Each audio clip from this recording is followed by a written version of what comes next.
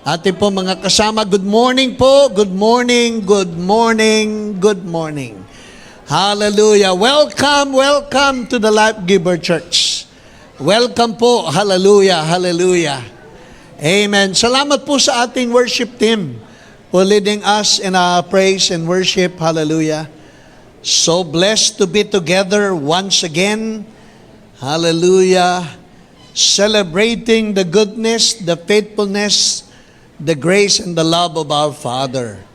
Hallelujah. Amen. Magandang umaga po sa inyong lahat. Welcome po sa The Life Giver Church where new life begins. And we want to welcome you sa ating pong first Sunday po the month of July. Hallelujah. Anong date ba ngayon? July 7? July 7. So today is July 7. The first Sunday po the month of July. Hallelujah. And come another 3 Sundays ay August na po. Tapos September, pagka may bare months na, ay malapit na dumating ang ating Panginoon. Hindi malapit na dumating ang Pasko. Ano po? Salamat sa Panginoon. Nalulugod po at natutuwa po kaming makita po kayo ngayong umaga. Patuloy pa rin pinagpapala at pinalalakas ng ating Panginoon. Hindi tayo exempted sa maraming problema at pagsubok ng buhay. Pero sa kabila ng lahat ng ito, tayo po'y masaya pa rin, matatag pa rin, sapagkat alam natin hindi tayo pinababayaan at iniiwan ng ating Panginoon. Amen? Hallelujah. So notwithstanding the many trials, the many persecutions, the many afflictions, we are undergoing, we are still rejoicing in the Lord. Hallelujah, knowing and believing that our God is always with us. He will never, ever, never leave us. Hallelujah. And truly, He will not forsake us. Kaya kung ang sanlibutan ay nakikipaglabang mag-isa, tayo hindi lumalabang mag-isa, kasama natin ang Panginoon. At ang labanan ay hindi sa atin, the battle is always the Lord's. Amen? Ang Panginoon ay kasama natin sa pakikipagbaka ng buhay, kaya naniniwala tayong hanggang sa huli ay magiging matatag at matibay po ang ating pananampalataya. Amen? Di tayo mapapabilang sa mga umaayaw at napapahamak, kung hindi mapabilang sa mga nananatili, nagtitiis at nagtsatsaga at patuloy na pinagpapala. Amen. Hallelujah. Minsan pa, pakibati po natin yung ating mga katabi. Sabihin po natin, natutuwa akong makasama ka ngayong umaga. Hallelujah. I am blessed to be with you this morning. Amen. Praise God. At meron po ba tayong mga first-timers, your first time to attend the Life Giver Church? Hallelujah. Anybody? Praise God. Magandang umaga po at welcome po sa the Life Giver Church. And we hope to see you next time. This will not be the last but the beginning of our continuing fellowship. Magandang umaga po at welcome to the family of God. Welcome to the Life Giver Church. Meron pa po bang iba? Hallelujah, na first timer? Salamat sa Panginoon. We want to welcome you this morning. Amen. So mga veterano na yung hindi nagtaas ng kamay. Amen. So maraming salamat po for joining us today. At nagpapasalamat po kami na sa dinami-dami ng mga simbahan na inyong dinaanan, ang The Life Giver Church ang inyong napili na maging lugar ng pagsamba at pag-fellowship ngayong pong umaga. And we appreciate that so much. We thank you for considering The Life Giver Church as your place of worship, a place of celebration ngayong pong umaga. At every person, every third Sunday of every month, tayo po ay nagpapahalaga sa pakikibahagi sa banal na komunyon. Hallelujah. By the way, welcome po pala natin ang ating pong global family. Hallelujah. Ang ating online family across the globe, saan man po kayong dako sa sanlibutan, nakahimpil sa mga sandaling ito. Magandang umaga po. Tayo po'y nakararating hanggang sa malayong bansa ng Europa. Meron po tayong gawain sa Caserta sa Italy. Meron po tayong gawain sa Middle East. At may mga kapatid po tayong masugid na sumusubaybay sa atin sa Amerika, sa Canada, sa Australia, At sa iba't iba pa pong parte ng mundo, meron po tayong mga sumusubaybay, masugid, mga avid celebrator po natin sa Palau, sa hallelujah, saan pa ba? South Korea, yung mga Asian nations po kasama natin. Taiwan, sa Vietnam, kasama po natin sa Laos. May kasama po tayong kapatid. Si Kuya Marlon nasa Laos, ano? Amen. Si Kuya Marlon nasa Laos. Amen. At marami pa po tayong mga kapatid na nararating ang The Life Giver Church. Dito naman po sa ating bansa, marami tayong mga kapatid sa mga karatig probinsya ng Giginto, Bulacan. Meron po tayong gawain sa Giginto, Bulacan. Meron pa po tayong mga kapatid na sumusubaybay sa atin sa Urdaneta, sa Pangasinan. Sila Ate Jane at sila Kuya Kaloy. Mga member po natin na nakatira po sa Urdaneta, sa Pangasinan. Hanggang sa malayong probinsya po ng Ginobatan, Albay, General Santos City, sa Dipolog, sa Sibugay, Zamboanga. Nakakarating po tayo to as far as Bukidnon. May mga kapatid po tayo sa Bukidnon na sumusubaybay po sa atin. So medyo malayo-layo na po ang naaabot ng gawain po ng The Life Giver Church. Salamat sa Panginoon. Magandang umaga po. Naway sapitin po kayo ng aming pagbati na kayo po'y nasa mabuti at maayos na kalagayan. At ang salamat sa Panginoon na kayo po ay kasama namin sa pagdiriwang ng ating pong banal na hapunan, banal na komunyon ngayong pong umaga. So maraming salamat po. Praise God. Ang dami ko pang gustong batiin, kaya lang mauubos po yung panahon natin sa pag-shout out eh. Dami na po. Alam po ninyo, ibinalita po sa atin ng multimedia group na tayo po'y nasa more than 6,000 followers na po. So, hallelujah. At maraming salamat. At ang ating pong sumusubaybay, yung nagla-like, ay nasa more than 3,000 na po. Yung ibig sabihin, mga masugid at mga na po yan, suki ng ating pong midweek service at saka po yung ating Sunday services. Amen. At yung po mga nagpapadala ng mga stars po, maraming salamat. At dahil po sa inyong pagpapadala ng mga stars, makakabili na naman po tayo ng bagong gadget para po sa ating online. Hallelujah. Iniipon po yung mga stars po natin at yan po ang naging dahilan kung bakit nakabili po tayo ng camera. Yan pong camera na ginagamit po natin ay galing po yan sa pagpapadala ng mga stars. At ngayon po, nakaipon na naman si Kuya Noel at ipambibili po natin ang ating Black Magic na ano po, hindi ko alam kung ano pangalan ng gadget na yan. Video switcher. So, salamat sa Panginoon, naiipon po yung mga stars. So, hindi po yan ginagamit sa ibang bagay, ginagamit po para sa pangangailangan ng multimedia group. So maraming salamat po at pagpalain po yung mga nagpapadala ng mga bituin. Hallelujah. Mga bituin sa langit. Praise God. So sa umaga pong ito, sa nalalabing ilang sandali ng ating pong pagdiriwang, kung kayo po'y may daladalang Biblia, amen, may dala pa ba kayong Bible o wala na? Parang wala na no? Hallelujah. Pakitaas nga po ang may dala ng Bible.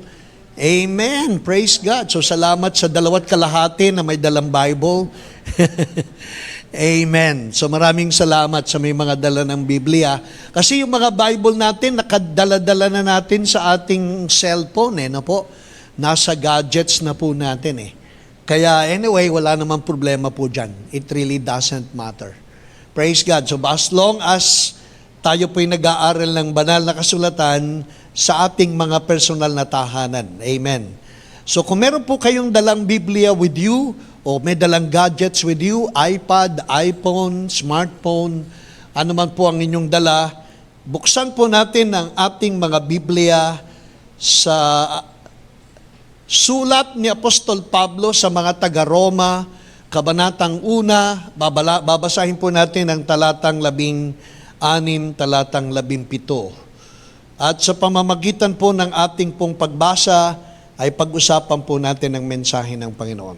So habang hinahanap po ninyo, nagmamagandang umaga po tayo sa ating pong resident pastor, si Pastor Dante at Ate Shirley sa Pitanan. Nasa CLC po sila sa The Life Giver Church Paranaque.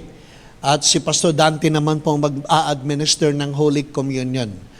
At praise God, kasama po natin si Ate Citas, mga magigiting po nating pastor, Pastor Leo, Pastor Ern, Pastor Ali, Pastor Lito, Pastor Bernard, Pastor Noel, so nandyan po sila ngayong umaga. Pastor Alex Olimpo, may dinaramdam pa, no? Pero dadalo mamaya. Mamaya pong hapon ay magse-celebrate po tayo ng ating anniversary, 21st anniversary ng ating pong gawain sa Pateros. So meron po tayong gawain sa Pateros na magse-celebrate po ng ika-21 anniversary po. At mamaya nandun po kami para makipag-celebrate with them. Hallelujah. Sunod-sunod po yung mga anniversary. Pagkalipas po ng ilang linggo, anniversary naman po natin sa Teresa sa Rizal. At pagkalipas po ng ilang linggo, anniversary po ng ating gawain sa Ginubatan, Albay. Tapos darating po yung mga kapatid po natin, yung ating Life Giver Grace Family from Doha, Qatar. At magse-celebrate po tayo ng fellowship with yung mga kasama natin sa Doha. Pagkatapos po sa huling Agosto ay anniversary po ng gawain natin sa Bataan, tapos anniversary po ng gawain sa Victoria sa Oriental Mindoro, at marami pa pong mga gawain. Medyo marami-rami na po yung naging bunga ng Ebanghelyo ng Grasya. Kaya salamat sa Panginoon. Praise God. At kung gusto po nyong magpa-open ng gawain sa inyong pong mga tahanan, available po kami para po magbigay daan sa mga Bible study sa inyong pong mga bahay. Kung willing po kayo na magpa-open ng Bible study sa mga bahay-bahay, gawin po natin habang malapit nang bumalik ang Panginoon. Mas magandang matagpuan tayo ng Panginoon na masigla, masaya, at pinag-aaralan ng kanyang mga banal na salita. Amen. Praise God.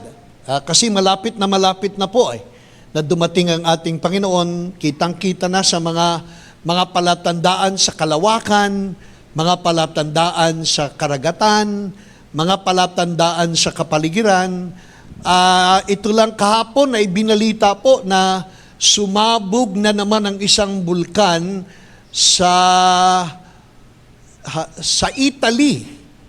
Matagal na hindi sumasabog ang bulkan na ito, pero kahapon po ay mapapanood po nyo sa balita yung pagsabog ng bulkan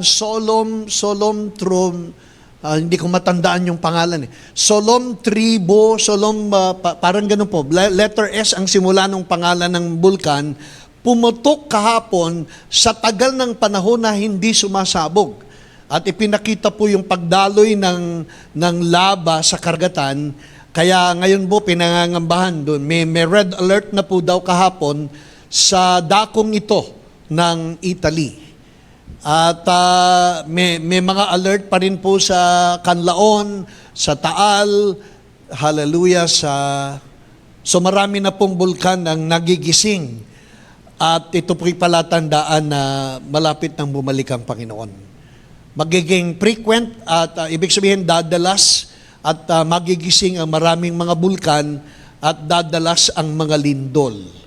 Yan po ilang lindol na po ang naitala sa Japan, ilang lindol ang naitala sa Taiwan na hindi naman dati nangyayari. Ngayon po nangyayari na.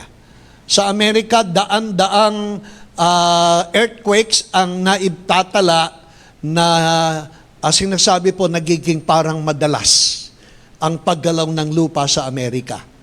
Kaya pinangangambahan po ang mga bagay na ito, pero wala po tayong magagawa sapagkat yan po'y nasusulat.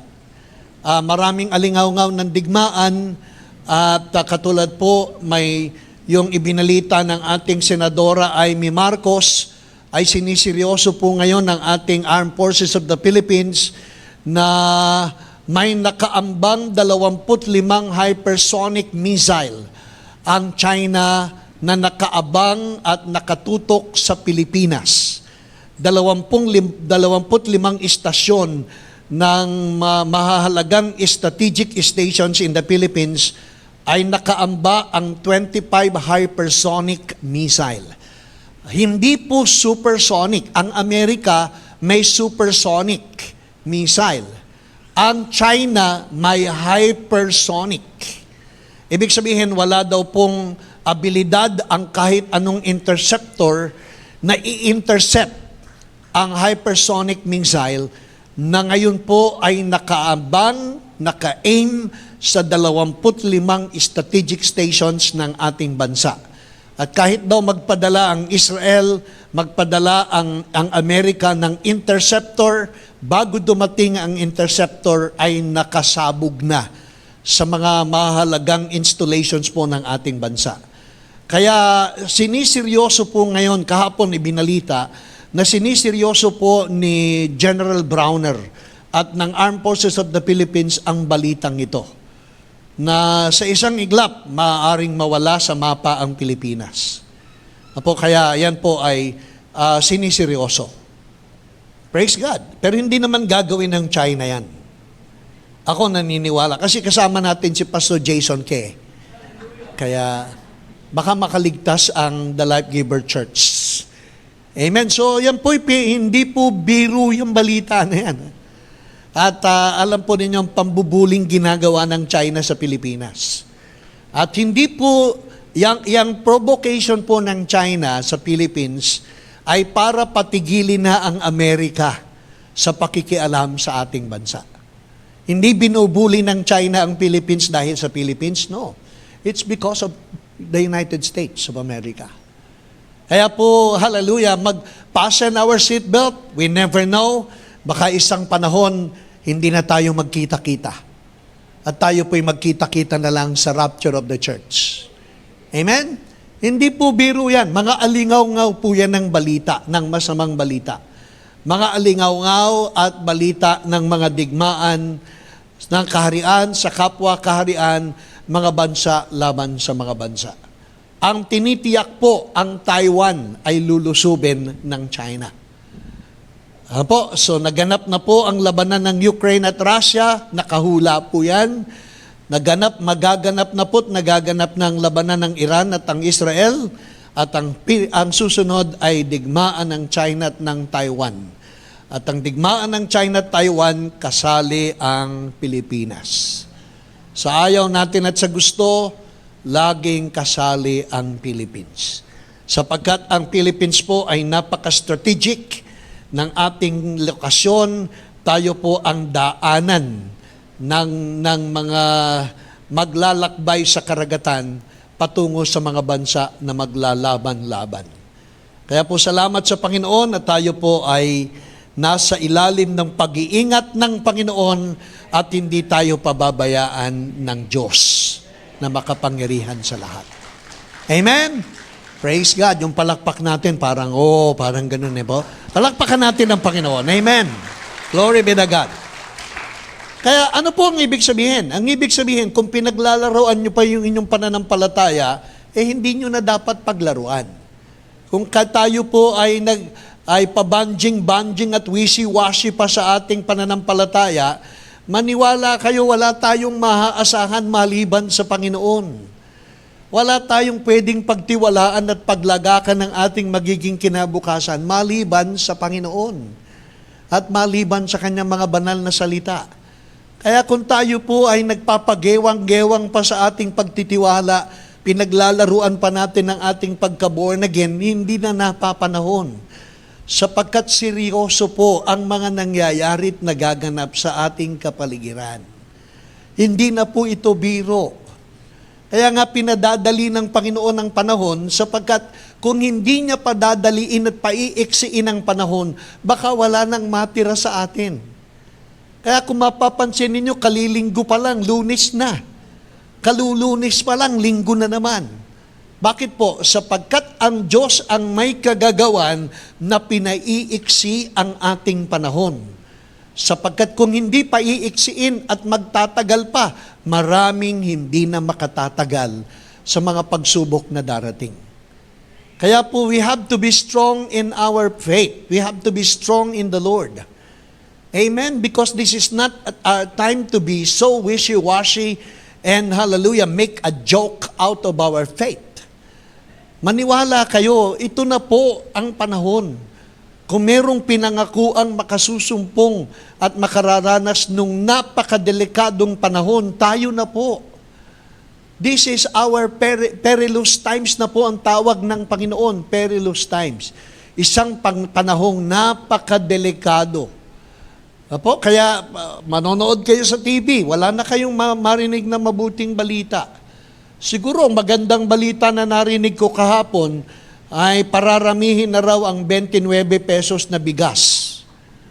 Pararamihin na raw. So, dadagdagan na ang supply ng 29 pesos na bigas.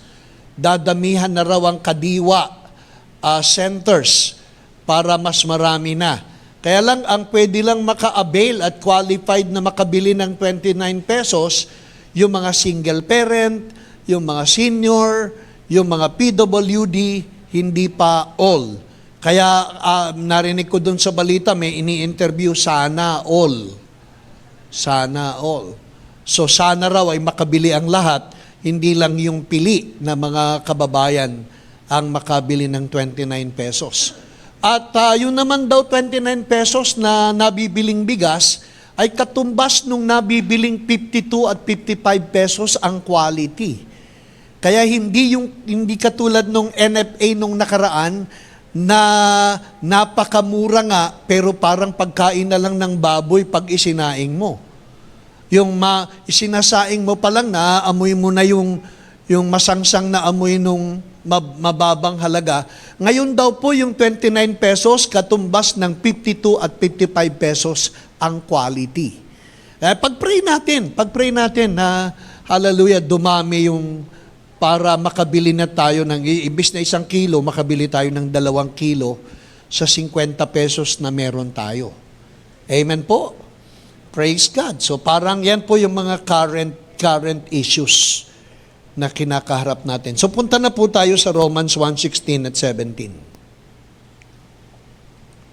For I am not ashamed of the gospel of Christ, for it is the power of God unto salvation for everyone who believes. For the Jew first, and also for the Greek. For in it, the righteousness of God, for in the gospel, the righteousness of God is revealed from faith to faith, as it is written, the just shall live by faith. Hallelujah. So pagpalain po ang Panginoon sa pagkabasa ng kanyang mga salita at sa pamamagitan po ng mga talatang ito, atin pong pag-usapan ang mensahe ng Panginoon na may pamagat, grace, the gospel the Apostle Paul preached. Grace, the gospel the Apostle Paul preached. So ito po yung ating pag-uusapan, ang kagandahang loob ng Panginoon, ang ebanghelyong ipinapahayag ni Apostol Pablo. Grace, the gospel Paul preached. So yan po yung, kaya kailangan po nating maglagay ng titulo para kung nagre-record po kayo ng notes, madali niyong maalala. So pag naghihiwalay tayo, tinanong kayo, anong tinuro ni Bishop?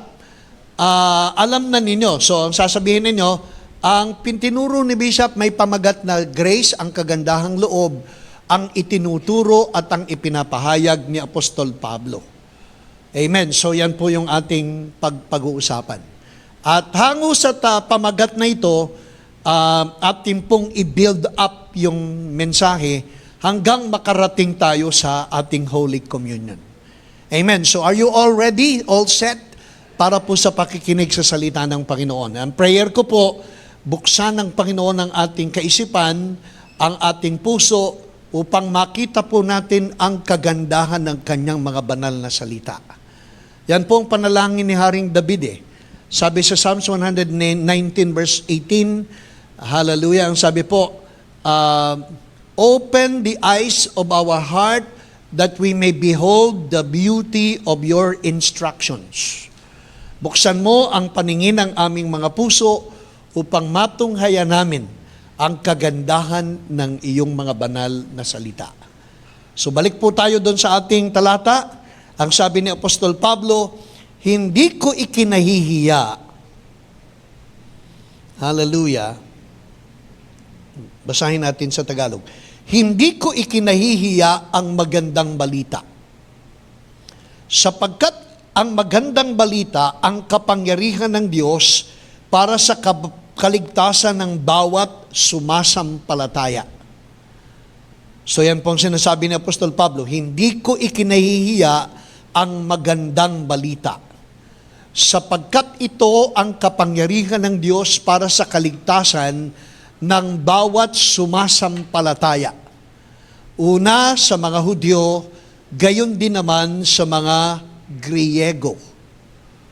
Hallelujah. Sapagkat ipinakikita ng magandang balita kung paano ginagawang matuwid ng Diyos ang isang tao. At ito ay sa pamamagitan ng pananampalataya, buhat sa simula at pananampalataya hanggang sa wakas. Tulad ng sinasabi ng kasulatan, ang itinuturing na matuwid ng Diyos sa pamamagitan ng pananampalataya ay mabubuhay. So pagpalain ng Panginoon sa kanyang mga salita, napakahalaga, napaka-powerful na mga salita na pamilyar ang bawat isa sa atin. Kaya po ang panalangin ko, huwag tayong madaig ng familiarity para hindi natin makita yung tunay na kahulugan ng mensaheng ito. Kasi alam po ninyo, because of too much familiarity, nagiging cliche na lang nagiging religious cliche because of our too much familiarity in our verse. Yung bang pagkaalam na alam mo na yung talata, nawawala na ng lalim ng kahulugan yung talata. Pagka masyado ng palasak yung talatang alam mo, parang wala na yung kahulugan Parang katulad ng John 3:16. Palibasa yung John 3:16 ay palasak na palasak. Ibig sabihin, pangkaraniwan na sa ating naririnig na hallelujah, gayon na lamang ang pag-ibig ng Diyos sa makasalanang sanlibutan, kaya ibinigay niya ang kanyang bugtong na anak upang ang sinumang sumampalataya hindi mapahamak kung hindi magkamit ng buhay na walang hanggan. Palibasa, masyado nang familiar tayo sa talata, nagiging palasak, nawawala na ng kahulugan yung ibig sabihin ng John 3:16. Kaya parang baliwala na lang. Narinig mo yung John 3:16, parang baliwala na lamang. Because of too much familiarity. Yung John 14:6, I am the way, I am the truth, I am the life. No man can come to the Father except through me. Nagiging masyado ng palasak, masyado ng, kumbaga, parang sa isda ay, ano tawag doon?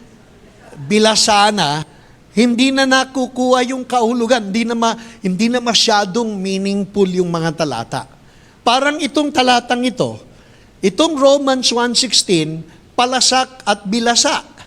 Ang sabi po, hindi ko ikinahihiya ipangaral ang magandang balita sapagkat ito ang kapangyarihan ng Diyos sa ikaliligtas ng mga sumasampalataya.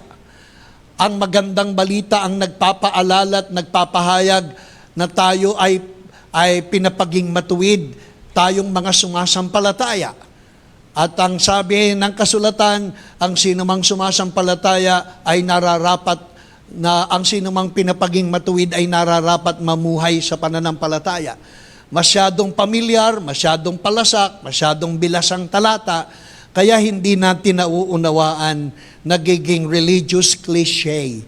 Alam niyo po yung religious cliche, nagiging sabi-sabi na lang Pero hindi natin nauunawaan na napakalalim ng kahulugan nito. Napakalalim. Kaya nga, gaano kalalim? Gaano kalalim itong talatang ito? Ang sabi ni Apostol Pablo, hindi ko ikinahihiya ang magandang balita. Bakit hindi siya nahihiyang ipahayag ang magandang balita? Bakit po? Sapagkat napakarami ng pangit na balita. Amen? Ang kapaligiran, ang radyo, ang TV, ang dyaryo, kung nagbabasa pa kayo ng dyaryo, ang ating kapaligiran sa mga kapitbahay, wala nang mabuting balita. Mas marami na ang pangit na balita, masamang balita, na natatabunan ng magandang balita. Kaya yung iba ayaw nang magpahayag ng magandang balita. Samantalang sabi ni Apostol Pablo, hindi ko ikinahihiya ang magandang balita. Sapagkat ang magandang balita, ang kapangyarihan ng Diyos. Sabi mo nga sa iyong katabi, ang magandang balita, ang kapangyarihan ng Diyos. Amen? This is the power of God. So kung ikaw ay naghihintay ng kapangyarihan ng Diyos, nasaan ang kapangyarihan ng Diyos? Nasa magandang balita. Amen po? Nasa magandang balita ang kapangyarihan ng Diyos na magbibigay sa atin ng kaligtasan. Magbibigay sa atin ng salvation. Magandang balita. Kaso, hallelujah, mas nananaig na ang pangit at masamang balita. Samantalang, hallelujah, may magandang balita pa rin po. At alam po ninyo kung saan nyo matatagpuan ang magandang balita? Sa simbahan. Saan kayo makakarinig ng magandang balita? Sa simbahan. Sa dyaryo, pangit. Sa TV, pangit. Sa radyo, pangit. Apo, sa cellphone, madalas fake, mga mali. Hidwa at hindi totoong mga balita. Pero saan kayo makasusumpong ng magandang balita? Hindi ba sa pagpunta natin sa church? Wag lang yung pastor ay nabubuhay din sa pangit na balita. Pero kung yung mga ngaral at yung simbahan ay naniniwala na may kapangyarihan sa magandang balita, pag pumunta ka sa church, makakarinig ka ng magandang balita. Tapos ayaw nating mag-church. Amen? Praise God. Online na lang daw. So habang nag-go-online, may nagme-message. Habang nag-go-online, may nababasa kang pinapanood mo yung Gilas at saka Brazil. Sino ba nanalo? Hindi pa ako Kuya Sam, sino nanalo? Brazil? Natalo Philippines? Natalo. Praise God, nasa semifinal na sana tayo. Kasaysayang gagawin ng Gilas Pilipinas. Pero natalo na, parang gusto ko nang umupo. Hallelujah. Nanalo na sana tayo sa Latvia, no? Kinatatakutan ng Latvia, Pero tinalo natin, 9 points. Kinatatakutan ng Georgia. Pero 2 lang ang lamang sa atin. Kaya sana, hallelujah, ang prayer ko, gusto ko ang mag-fasting kahapon para manalo sa Brazil. Pero natalo din pala. Kaya parang lumiliit na ang chance natin sa Olympia. Ngayon lang sana tayo makakapunta sa Olympic. Praise God. So, pangit na naman balita yan. Natalo ang Gilas Pilipinas. So, purihin ang Panginoon, saan kayo nakakarinig ng magandang balita? Sa church. Kaya habang may pagkakataon, mag-church po tayo. Amen? Hanggang may pagkakataon, baka isang panahon, hindi na tayo makapag-church. Kaya pag nagpunta kayo sa church, huwag kayong umasang may pangit na balita. Pag pumunta kayo sa church, mag-expect kayo ng magandang balita. Amen? Hallelujah. Bakit po? Sapagkat sa talatang ito, ang magandang balita ay ang kapangyarihan ng Diyos sa kaligtasan ng bawat sumasampalataya. So ang magandang balita nakapagliligtas. This, I am not ashamed of the gospel of God, for it is the power of God unto salvation. Alam niyo po yung salitang salvation, galing sa salitang S-O-Z-O, sotso. Salvation means sotso, S-O-Z-O. At ang ibig sabihin ng salvation ay hindi lamang saving people from hell to heaven. Hindi lamang iligtas ka sa impyerno at pumunta ka ng kalangitan. Hindi lang po yan ang kaligtasan.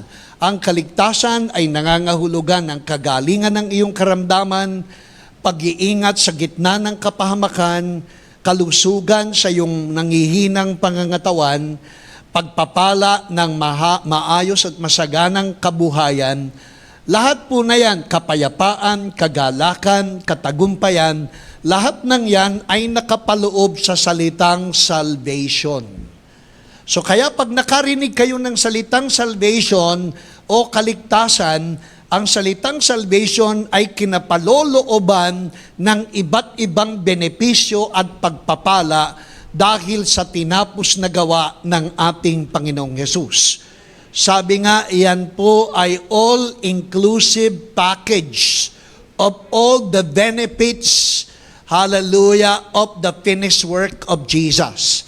Kumbaga, may isang package na dumating galing sa Laos, sa Vietnam, at pagkatapos nakalagay dun yung pangalan mo, pagkatapos nandun yung address mo, pag binuksan mo, nandun sapatos na may medyas na may pantalon na may t-shirt.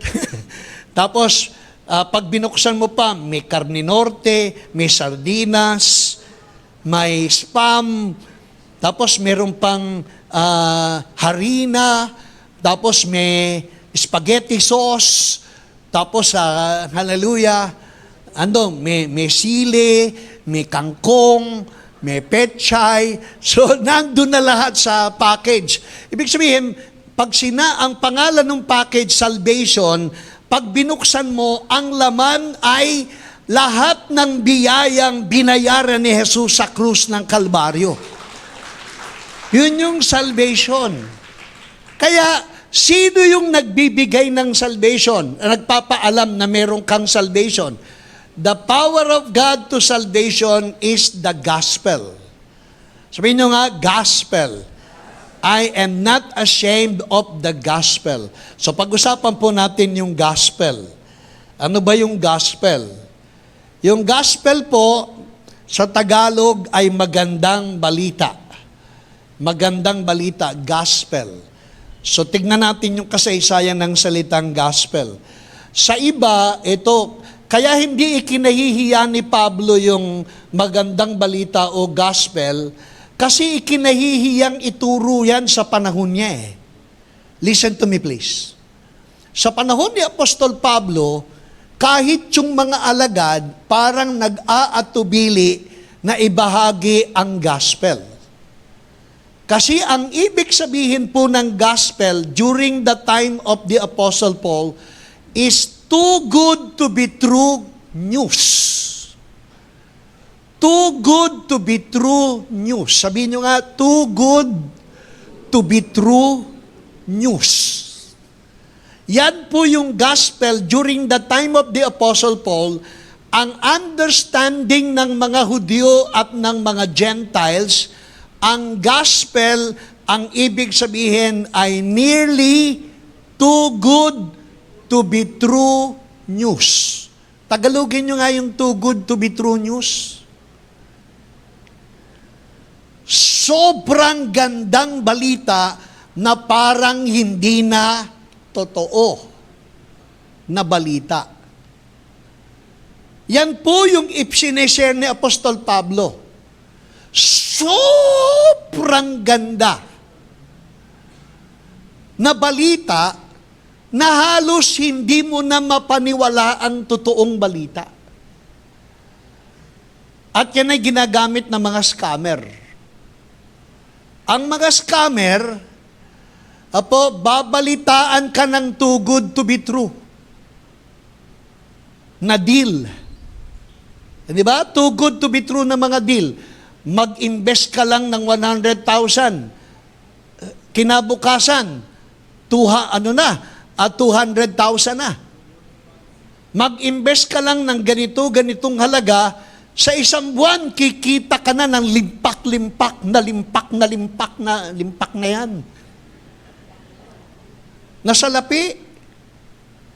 Kaya ikaw naman na minsan ay nadadaig ng iyong sobrang paghahangad, naghangad ka ng kalahati, nawalan ka ng sangsalop, di ba naging kasabihan yan? Kasabihan ng mga Pilipino yan eh. Naghahangad ka ng kalahati, Siyang salop ang nawala. Sa sobrang minsan ay ayokong gamitin yung salita eh. Ayokong gamitin yung salita. Sa sobrang paghahangad natin na kumita kaagad, nasisilaw ka dun sa numero, figure na mag-invest ka lang ng ganito, kikita ka na ng marami. Hindi ba, kung maiintindihan mo na masyado namang sobrang gandang balita na yan, na sa sobrang ganda parang ikaw ay lolokohin na, di ganun nga nangyayari. Kaya ang mga scammer, too good to be true. Kaya pag may nag-aalok sa inyo ng too good to be true, sobrang ganda na parang hindi ka panipaniwala, huwag ka nang tumuloy. Huwag ka nang maniwala. Siguro ang paniwalaan mo lang sobrang ganda ay ang magandang balita patungkol sa Panginoong Yesus. Pero bukod sa gospel na may iniaalok na sobrang gandang balita na halos hindi ka panipaniwala, kung may nag-aalok niyan maliban sa gospel, huwag kayong maniwala. We have been there, we have done that. Daming nag-alok sa amin. Daming nasayang. Nung panahon na yon, may nag-aalok na mag-invest ka lang ng 60,000, may bigas na darating, tapos pwede mong ibenta na, nag-invest kami ng 60,000 sa bigas. Mga pastor pa naman na nag-alok. Nawala na, naisaing na yung bigas. Hindi bumalik yung 60,000. Nag-ipon ako ng mga tao, nag-invest kami ng 65,000. Hallelujah, nag-ipon-ipon kami ng mga tao sa kape-kape. Wala ding nangyari. Yang kape na yan, hallelujah. Bagamat naging pagpapala yan sa nakainom, pero wala rin nangyari. Nag-invest kami ng 65,000. Marami pa kaming nahikayat na mag-invest ng 2,500. Wala din bumalik. May nag-invest nung, alam nyo ba yung, wag kayong masyadong maniwala dun sa sobrang gandang balita. Sapagkat ang kikita lang dyan, yung mga mandaraya. Sapagkat ang sobrang gandang balita na pwede mong paliwalaan at hindi mo ikahihiya ay ang magandang balita patungkol sa Panginoong Yesus. Patungkol sa grasya ng Panginoon. At ang sobrang gandang balita na hindi ka panipaniwala ay ang grasya ng ating Panginoon. The grace of God or the gospel of grace is that grace, the gospel that is too good to be true. At ang too good to be true gospel is the gospel of grace. Amen? At dahil sobrang ganda ng ebanghelyong ito, marami kaming mga kabaro, mga pastor, hindi rin mapaniwalaan. Hindi rin matanggap. Kaya dinidespise, hinahamak, inaalipusta, at minamak, dinidespise ang ebanghelyo ng grasya. Because this is too good to be true news. At hallelujah, samantalang itong gospel ay napakagandang balita. Are you following me? Amen? Now, tignan natin yung kasaysayan ng gospel, yung salitang gospel. Ang gospel ay hindi lang matatagpuan sa New Testament. Ang gospel originally ay ginamit sa Lumang Tipan. Ang Hebrew word ng gospel ay biser. Biser, B-I-S-S-E-R. The gospel was translated from the Old Testament Hebrew word biser.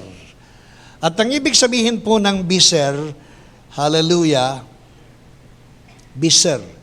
Sa naging verb po yan, ang verb po niyan ay beshora. Beshora. So anong ibig sabihin ng biser?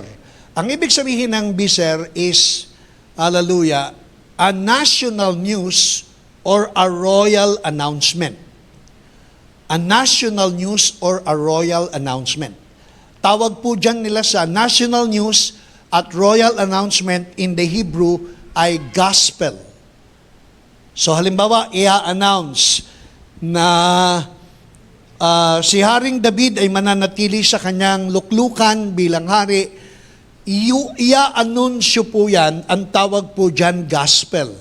Ibig sabihin ng gospel, a national news, a royal announcement that King David retains his throne. So nananatili kay Haring David ang pagkahari. At para ipaalam sa buong kaharian, mag-a-announce ng gospel. At ang gospel ay ang mabuting balita na ang trono ay nananatili sa luklukan ni Haring David. So yan po yung original, dyan po nanggaling yung salitang gospel. Itong gospel ay ginamit po, hiniram ng mga Kristiyano, naging gospel po sa Greek word. Ito po'y salitang, dalawang salita na pinagsama, a compound word. Ibig sabihin ng compound word, dalawang salita na pinagko-compound, pinagsasama. So kapag dalawang salita na pinagsama, ang tawag po doon, compound word. Dapo, dalawang salita. Parang sinasilaba, ano ba yun? Syllabical yung dalawang salita. Ilang word? Pagka naghuhulaan, 3 words. So, sinisilabus ba tawag doon? Sinisilab. So, yung po, yung pinaghahati-hati. Ang isang salita, pinaghahati. Ito po, dalawang salita na pinagsama. Pag paghihiwalayin nyo po, ang ibig sabihin ng euangelion ay EU means good, angelion which means announcement. Kaya ang gospel ay galing sa salitang euangelion. Euangelion. Isang salita, euangelion, EU good, angelion, announcement. Kaya pag pinagsama mo yung dalawang salita, magiging good announcement. Magiging good news. Hindi ba pag kami patay, nagsasalita yung mga members ng family at magse-share ng eulogy. Eulogy. Yung eulogy is dalawang salita, EU good, logy ay word, logo ay word. So eulogy means saying something good dun sa patay. Kaya pag may patay at may nagsalita at inutusan mong mag-share ng eulogy, hindi mo pipintasan yung patay. Hindi ang sasabihin mo yung magagandang balita patungkol dun sa namatay. Amen? Meron bang nag-eulogy na yung tao na yan? Daming utang yan. Ang tao na yan, buti na lang, namatay na yung tao na yan, damuho na yan. Walang nag-eulogy na ganun. Kapag ikaw ay magbibigay ng eulogy sa patay, sasabihin mo yung lahat ng mabuti sa namatay. Kasi ang ibig sabihin ng eulogy ay good words. Dito naman sa euangelion, good announcement. Good announcement. So, good news. Kaya sa church, hallelujah, ang ine-expect nating ibabalita ni pastor ay good news. Sabi ni Apostol Pablo, wag niyong ikahiya ang magandang balita sapagkat ito ang kapangyarihan ng Diyos sa ikaliligtas ng mga sumasampalataya. Kaya sa church, hindi bad news ang inyong ine-expect. Sa church, ang inaasahan yung sasabihin ng mga nagtuturo ay magandang balita. Amen? Pero lahat ba ng church ang isinishare magandang balita? Palagay ko, hindi. Karamihan ng mga simbahan, ang ibinabalita, yung kakuripot kayong mga member kayo, ayaw nyo mag-tithes, ayaw nyo mag-offering. Kaya hindi kayo pinagpapala. Kayong tagal-tagal nyo nang dumadalo, ganyan pa rin kayo, hindi kayo nagbabago.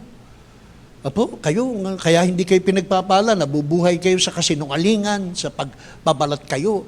Magandang balita ba yun? Wala nang ipagdidiinan kung hindi yung kahinaan ng mga miyembro, kasalanan ng mga miyembro, kapintasan ng mga miyembro.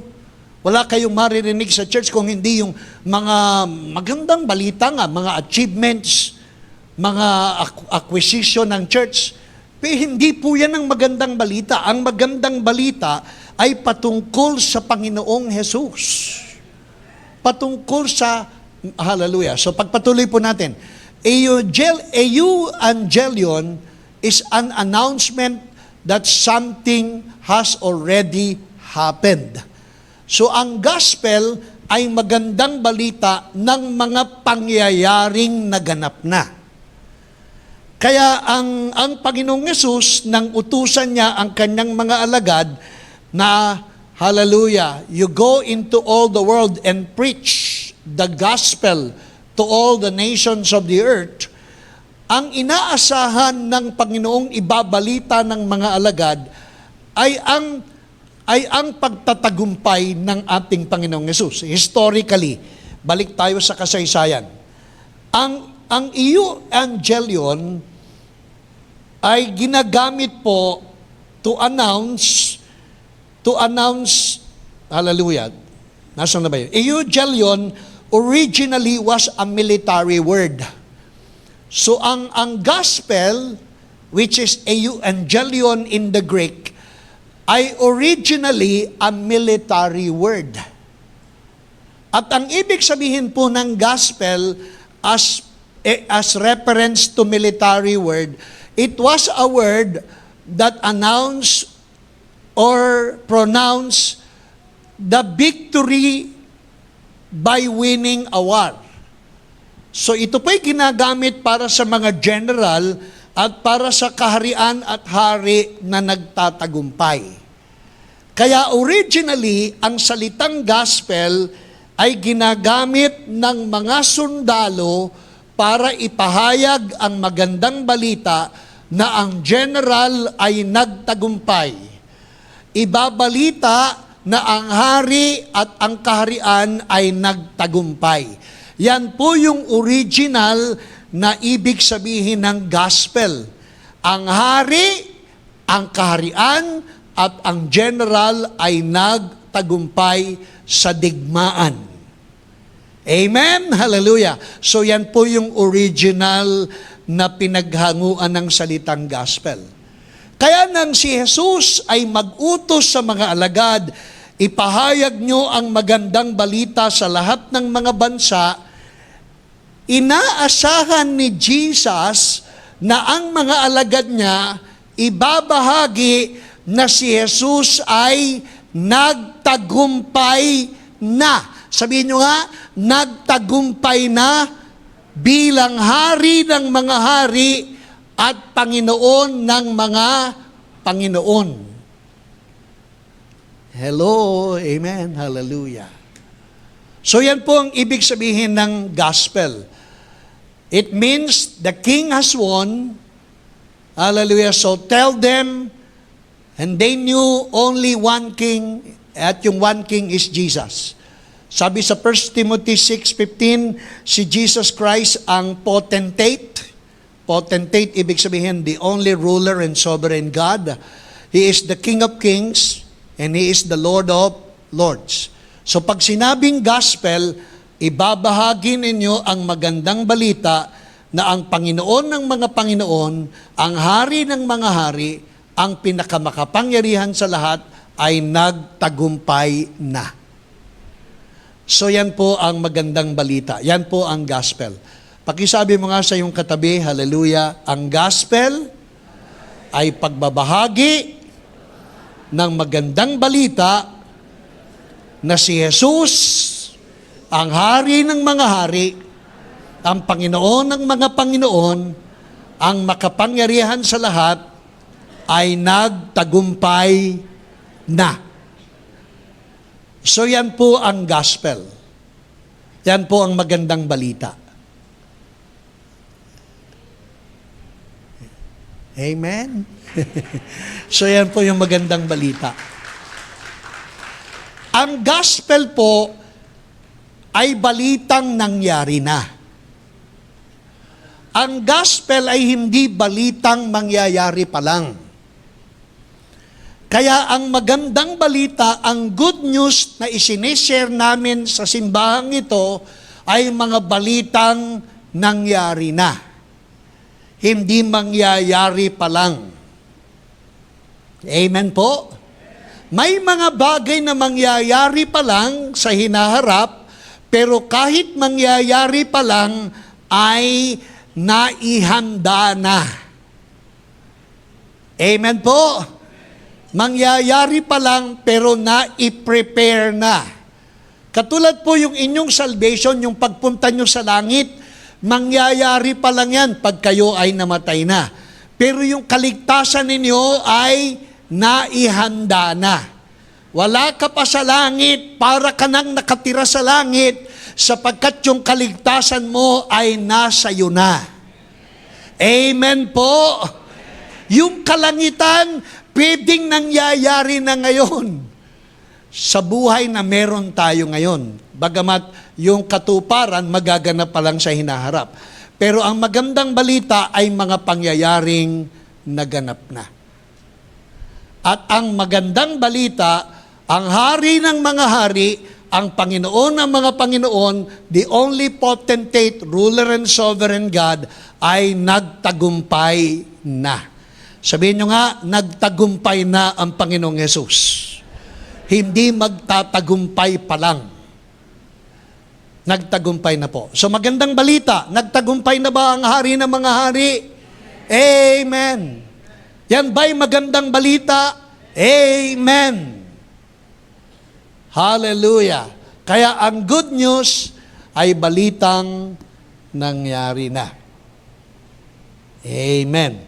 Hiniram ng mga Kristiyano ang salitang gospel, kaya hallelujah, ang salitang gospel, euangelion, is to preach the news about the Lord Jesus Christ as King of Kings, Lord of Lords. Hallelujah, nagtagumpay na. Kaya euangelion means the pronouncement or announcement that the King has won his war. So making the good news, the King has won. So yan po yung balita. So euangelion is an announcement not of what is to come, but an announcement of what was already done. So yan po yung magandang balita. Kaya dito po sa pulpito ng The Life Giver Church, ang isineshare namin sa inyo ay ang Panginoong Yesus ay nagtagumpay na. Ang diablo ay talunan na. Amen? Ang diablo ay tulad na lang ng leyong umaatungal pero wala nang ngipin. Nananakot na lang, nandadaya na lang, nanliling lang na lang, pero ang diablo, ang demonyo, 2,000 taon nang nakaraan, ay dinurog na sa krus ng Kalbaryo, sapagkat ang Panginoon, ang hari ng mga hari, ay nagtagumpay na. So hindi magtatagumpay pa lang. Amen. At yan ang magandang balita. Amen. So magbahagi tayo ng magagandang balita. Si Apostol Pablo po, actually isa pang mahalagang mensahe bago tayo magpunta sa example. Ang magandang balita na sinishare ni Apostol Pablo ay ang Ebanghelyo ng Grasya. Walang ibang magandang balita kung hindi Gospel of Grace. Marami kasing nag-share ng good news pero hindi grace. Pag hindi grace ang good news, hindi yan good news. Sapagkat isa lang ang gospel at ang gospel ay gospel of grace. Ang gospel of grace ay katumbas ng gospel of Christ. Kaya pwede mong gamitin gospel of Christ or gospel of grace. Pwedeng interchangeably sabihin mo Ebanghelyo ni Kristo o di kaya Ebanghelyo ng Grasya. Pwede rin namang pagbaliktarin Ebanghelyo ng Grasya o Ebanghelyo ni Kristo. Kahit pagbaliktarin mo siya, isa lang ang Gospel of Grace at isa lang ang Gospel of Christ. Isa lang po yan. Mayroong ibang gospel, pero hindi yan pinapayagan na ibahagi sapagkat para kay Apostol Pablo, pag kami nangaral sa inyo ng ibang gospel, ang kanyang babala, wag niyong paniwalaan. Huwag niyong basta tanggapin, sapagkat ang nangangaral na hindi ebanghelyo ni Kristo kay Kristo o hindi ebanghelyo ng grasya, sabi ni Apostol Pablo ay sumpain. Amen. Medyo very strong, very powerful. Basahin natin sa Galatia 1, Galatians 1, simulan natin sa talatang 6 hanggang talatang 9. Basahin lang po natin. Galatia 1, mula sa 1 hanggang 10. So, nauunawaan po ninyo, ang gospel ay gospel of grace o gospel of Christ lamang po. Na may mga nagtuturong prosperity gospel, gospel of healing, gospel of prosperity, gospel of fire, may mga ganun po eh. Bunga lang po yan, pero hindi yan ang gospel. Ang gospel po ay gospel of grace lang o di kaya gospel of Christ. Sabi po, I marvel, sabi ni Apostol Pablo, nagtataka lang ako sa inyo, bakit ang dali na naman ninyong tumalikod sa Diyos na tumawag sa inyo sa pamamagitan ng grasya ni Kristo? I marvel that you are turning away so soon from Him who called you in the grace of Christ. So, grace of Christ. Grace of Christ. To a different gospel, so may ibang ebanghelyo, which is not another. But there are some who trouble you and want to pervert the gospel of Christ. Ang sabi po, may ilan sa inyo na binabaluktot ang magandang balita. Ang totoo'y wala namang ibang magandang balita. Sabihin nyo nga, wala namang ibang magandang balita. Wala pong iba. So kung merong ibang magandang balita, wala pong iba. Isa lang ang magandang balita. At ang isang magandang balita ay ang magandang balita ni Kristo. Isa lang ang magandang balita. Ang magandang balita ni Kristo. Magandang balita kay Kristo o patungkol kay Kristo o magandang balita ni Kristo. Yan lang po ang magandang balita. Amen po? So, gospel of Christ lamang po. At yung gospel of Christ ay gospel of grace din po yun. Hallelujah. Ang sabi, kaya nga lamang may mga nanggugulo sa inyo at nagsisikap na baguhin ang magandang balita ni Kristo. Subalit parusahan nawa ng Diyos ang sinuman, maging kami o isang anghel man na mula sa langit, na mangangaral sa inyo ng magandang balita na iba sa ipinangangaral namin sa inyo. Sinabi na namin ito sa inyo at inuulit ko ngayon, parusahan nawa ng Diyos ang sinumang mangaral sa inyo ng magandang balita na naiiba kaysa sa tinanggap na ninyo. Hallelujah. So sinasabi niya, may isa lamang magandang balita at ang magandang balita ay patungkol lang kay Kristo. That is the only gospel, the gospel of Christ. And the gospel of Christ is equivalent to the gospel of grace. The gospel of Christ and the gospel of grace is the too nearly too good to be true news. Yan lang po yung gospel. Now, pag kami nangangaral sa inyo na gospel of prosperity, gospel of healing, gospel of abundant life, gospel of love, gospel of peace, pagka ganyan po, yan ay bunga lang, pero hindi yan yung ebanghelyo. Ang ebanghelyo lang po ay magandang balita kay Kristo, patungkol kay Kristo, at magandang balita ng kagandahang loob ng ating Panginoon. Kaya isa pang pagpapatunay, isa pang pagpapatibay, Gawa 20:24, Acts 20:24. Dalawang beses po binanggit yung gospel of Christ at saka gospel of grace. Subalit walang halaga sa akin ang aking buhay, magawa ko lamang ang aking tungkulin. Ano po tungkulin ni Apostol Pablo? Sabi niya, but none of these things move me, nor do I count my life dear to myself, so that I may finish my race with joy, and the ministry which I received from the Lord Jesus. Ano po yung tungkulin ni Apostol Pablo? Yung kanyang ministry na kanyang gagampanang pinakadulong assignment. Ang sabi niya, that I might testify to the gospel of the grace of God. So yung gospel of Christ at saka po yung gospel of grace ay one and the same.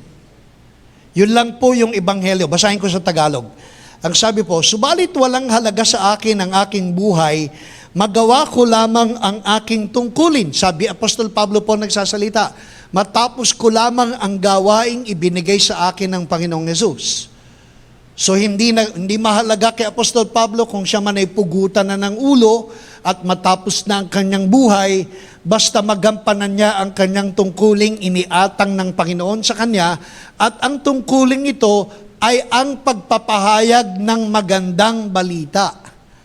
So ano po yung magandang balita? Magandang balita tungkol sa grasya ng Diyos para sa tao. So yan lang po yung magandang balita, the gospel of Christ and the gospel of grace. Amen? So yan lang po yung magandang balita. Kaya pag yan ang napapakinggan natin, yan po ay nakapagpapalakas. Yan po ay nakapagpapatibay. Yan po ay nakapagpapalago. Kaya kung meron mang makatutulong sa atin habang hinihintay natin ang pagbabalik niya, sa gitna ng maraming pagsubok, unos at problemang nararanasan natin, habang nakatatanggap ka ng magandang balita patungkol sa grasya ng Panginoon, lumalakas ka. Nagiging matatag ka, nagiging matibay ka. Kasi ang grasya lang ang salita lang ng grasya ng Diyos ang nakapagpapatibay, nakapagpapalakas. Bakit ko nasabi yan? Kasi may isang talata sa Gawa 20:32. Ang sabi, Acts 20:32. Ngayoy itinatagubilin ko kayo sa Diyos. Sa kanyang salita, salitang nagpapahayag ng kanyang kagandahang loob. Tignan po ninyo, the word of grace builds you up. Tingnan muna natin sa English, Kuya Ate Chelisa. English. Tapos basahin natin yan sa Tagalog. Sabi sa English, so now, brethren, I commend you to God, itinatagubilin ko kayo sa Diyos, and to the word of His grace. Salita ng kagandahang loob ng Diyos, grasya. Bakit po tayo itinatagubilin sa salita ng grasya? Kasi ang salita lang na may grasya ang nakapagpapalakas at nakapagpapatibay sa ating pananampalataya. The word of grace builds you up. Sabihin mo nga sa iyong katabi, the word of grace builds you up. So ang makapagpapatatag sa iyo, salita ng grasya. Kaya kahit anong pagsubok at problemang maranasan natin, basta ikaw ay nakauunawa na ang Diyos ay masagana sa grasya, hindi ka aayaw kapag daka sapagkat nararanasan mo ang grasya ng ating Panginoon. Alam niyo ba kung bakit nananatili tayong nakatayo sa gitna ng pinagdaraanan natin? Dahil sa grasya ng Panginoon. Kaya nga tayo hindi madaling umaayaw. Kahit na napakarami na nating nararanasang problema, nananatili tayong matatag na nagtitiwala sa Kanya kasi nararanasan natin ang grasya ng ating Panginoon. Kung hindi lang sa biyaya ng Diyos, marami nang umayaw sa atin. Kung hindi lang sa grasya ng Panginoon, maraming nasa mental hospital na. Marami nasa sementeryo na. Marami nasa ospital na. Marami umuwi na. Pero bakit sa kabila ng lahat ng ating napagdaraanan, ay nananatili tayong matatag na nakapagpapatuloy? Yan ay dahil nararanasan natin at hindi tayo pinababayaan ng grasya ng ating Panginoon. Sa Tagalog ang sabi, kaya nga itinatagubilin ko kayo. sa Tagalog, sabi po, kaya nga itinatagubilin ko kayo sa Diyos at sa Kanyang salitang nagpapahayag ng Kanyang grasya. Ang grasya po sa Tagalog na malalim, kagandahang loob. Kaya ang grasya at ang kagandahang loob, magkapareho. Kaya pag nagpe-pray kayo, Lord, salamat po sa grasya, para mong sinasabi, Lord, salamat sa iyong kagandahang loob. At ang grasya, ang kagandahang loob, mga biyayang tinatanggap natin kahit hindi tayo karapat-dapat tumanggap nito. Ang tawag dyan, kagandahang loob. Sobrang ganda ng loob ng Diyos sa'yo, kahit hindi ka karapat-dapat, pinagmamagandahang loob ka niya. Amen po? Sobra eh. Sobrang ganda ng loob ng Diyos Ama, na kahit ikaw ay nuknuk ka ng yabang, pinagpapala ka pa rin. Nuknuk ka ng kasinungalingan, pinagpapala ka pa rin. Apo, suplada, manlait ng kapwa, sagad to the bone. Apo, manghamak ng tao, wagas. Pero pinagpapala ka pa rin. Bakit ka pinagpapala pa rin? Sa halip na parusahan, binibiyayaan ka pa rin. Dahil masagana ang grasya ng Panginoon para sa iyo. Dahil sa sobrang kagandahang loob ng Panginoon sa atin. Imagine kung tayo'y nasa ilalim pa rin ng batas o kautusan. Yang ugali mo, matagal ka ng natsugi. Kung bawat kasalanan pinapatawan at binibilangan ng parusa, walang matitira sa atin. Pero bakit sa kabila ng nadadapa kang paulit-ulit ka pa rin pinagpapala? Paulit-ulit kang nagkakasala, paulit-ulit ko pa rin binibiyayaan ng Panginoon, hindi ka pinarurusahan. Dahil napakasagana ng kagandahang loob ng Panginoon sa iyo at sa akin. At yan ang dahilan kung bakit nananatili ka pa rin. Hallelujah! Amen? Tapikin mo yung kaya ikabuhay ka pa. Kaya buhay ka pa. Dahil sa grasya ng Panginoon. Ang tawag doon, kagandahang loob. At ang Diyos lang ang may masaganang kagandahang loob. Tayo salat, tayo kapos. Pero ang Diyos ay napakayaman sa kagandahang loob. Hindi na uubos. Sabi niya, habang ikaw ay nagkakasala, lalong sumasagana ang kagandahang loob ng Diyos sa atin. Habang ikaw ay nadadapa, lalong dumadami ang kagandahan. Kaya nga sabi kay Apostol Pablo, tinanong siya, ibig bang sabihin, pag sumasagana ang kagandahang loob ng Diyos, pag nagkakasala tayo, magkakasala na tayo para sumagana yung kagandahang loob. Sabi ni Pablo, hindi! Hindi. Apo, kasi sabi ni Pablo habang ikaw ay nagkakasala, lalong sumasagana ang kagandahang loob ng Diyos. Na pinapayagan tayong magkasala. No. Ang ibig lang sabihin, hindi mo madadaig ang kasaganaan ng kagandahan ng loob ng Diyos sa iyo.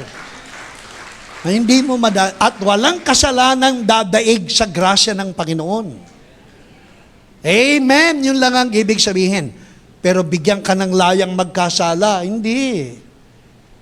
Alalahanin nyo, lahat ng kasalanan may karampatang kabayaran. May consequence.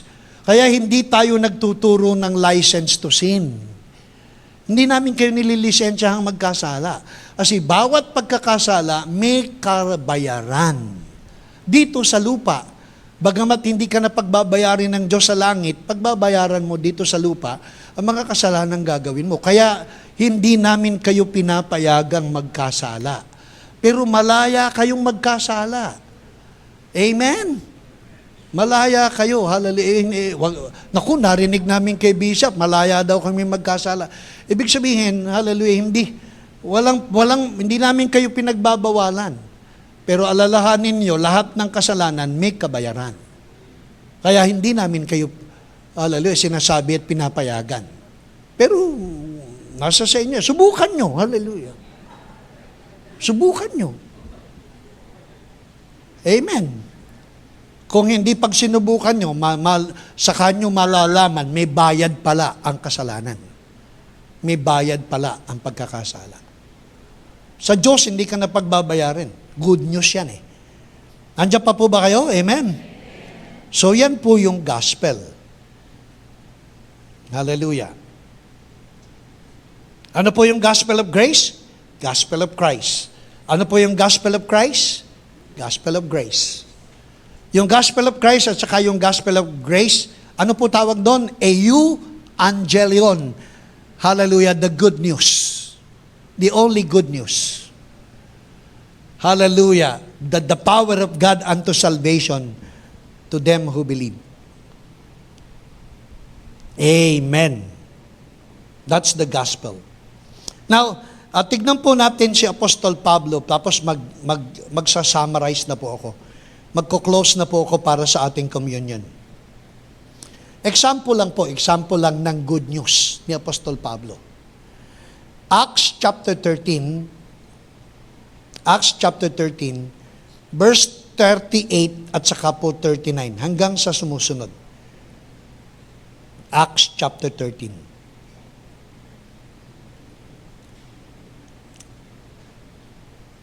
Sabi po, ito pong Acts chapter 13, just to give you a summary or a history, sa aklat ng mga gawa 13, 14,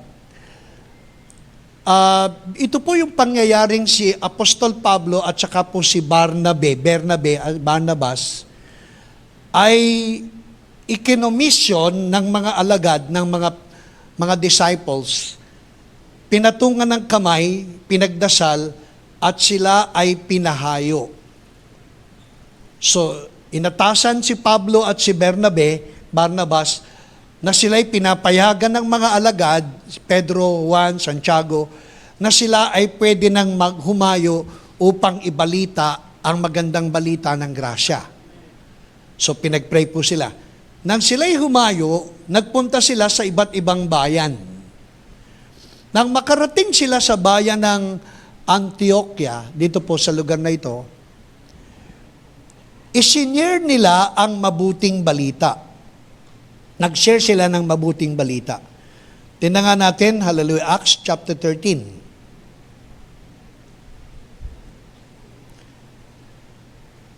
At dito po sa Acts chapter 13, sabi po, tignan lang natin yung mga unang mga talata. Acts chapter 13, unang mga talata. Pagdating nila sa gusto kong banggitin sa inyo yung eksaktong pangyayari. Acts chapter 13. Para hindi tayo maligaw. So, Acts 13:1, 1 and 2, pinag-pray po silang dalawa. Tapos, separate me, Saul and Barnabas, to the preaching of the gospel. Acts 13. Now, in the church that was at Antioch, there were certain prophets and teachers, Barnabas, Simeon, who were called Niger, Lucius of Cyrene, Manaen. Then, verse 2, as they ministered to the Lord and fasted, the Holy Spirit said, now separate me, Barnabas and Saul, yung pong Saul ay si Pablo, for the work to which I have called them. So, pinahayo po sila. Pagdating sa mga lugar na pinuntahan po nila, nag-preach sila ng gospel. Nag-preach po sila ng gospel doon sa magmula po, ayoko namang basahin lahat dami po nito Kasi senior po, ito po yung kasaysayan. Senior po ni Pablo ang mabuting balita patungkol sa buhay ng Israel. Mula po nang sila ay piliin ng Diyos, natira naging alipin sa loob ng 450 taon sa lupain ng Ehipto, sila ay pinalaya. Yun po yung magandang balita ni Pablo. Tapos, pag sa kanilang paglaya from Egypt, Tumira po sila sa ilang for 40 years. Sabi po, na nakipisan at sinamahan sila ng Diyos sa kabila ng katigasan ng kanilang ulo. Opo, sa kanilang kasaysayan, una, ang kanilang mga pinuno ay mga judges, mga hukom. Subalit, dahil sa kanilang kapalaluan, humingi sila ng hari at binigyan sila ng haring si Saul, ang anak ni Cis na taga Benjamite, taga tribe of Benjamin. Si Saul ay naghari ng 40 taon, subalit dahil sa kanyang pagsuway sa kalooban ng Panginoon, nawala ang kanyang kaharian at pinalitan ni Haring David. Sa paghahari ni Haring David ay napagsama niya ang dalawang divided kingdom, ang kingdom ng Judah at ng Israel. Pagkalipas ng panahon, si David ay nanganak, pinalitan ni Haring Solomon. Sa paghari ni Solomon, naghari ng maraming taon na may kapayapaan, katiwasayan at kasaganaan ng bansa. Subalit, napalitan si Solomon ng mga haring mga palalo. At ayon sa kasaysayan, nagpalit-palit ang mga hari, pag sumusunod ang hari, pinagpapala, pagka sumusuway, napapahamak. Hanggang sumapit ang kapanganakan ng Panginoong Hesus. Pagsapit ng Panginoong Hesus sa takdang panahon, pinanganak ng birhen, pinanganak sa ilalim ng kautusan para palayain ang mga nasa ilalim ng kautusan. Galatians chapter 4. Now, si Jesus ay itinuring na hari, na mga hari, hallelujah, bagamat ayaw kilalanin ng marami, si Jesus ay naging hari ng mga Hudyo ayon sa, subalit ibang kaharian ang kanyang daladala. At ito ngayon yung mensahe ni Apostol Pablo na binabanggit niya sa 38. Ito na po yung summary ng kanyang good news.